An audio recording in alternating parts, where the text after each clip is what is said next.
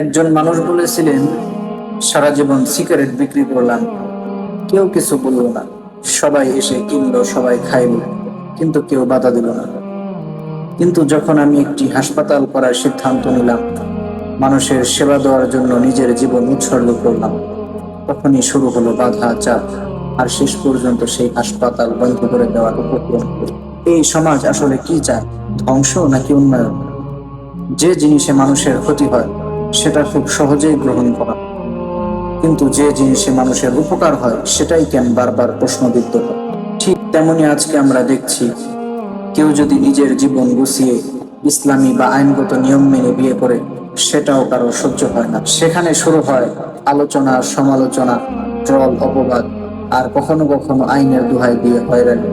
কিন্তু যে সম্পর্কগুলো অবৈধ, যে কাজগুলো সত্যিই সমাজকে ধ্বংসের দিকে টেনে নিয়ে যায়, সেগুলো নিয়ে আমরা কতটা কঠোর? ভালো কাজ করলে সন্দেহ, আর খারাপ কাজ করলে এটা স্বাভাবিক। এই দ্বিমুখী মন মানসিকতা দিয়ে একটা জাতি কতটা দূরে এগোতে পারে?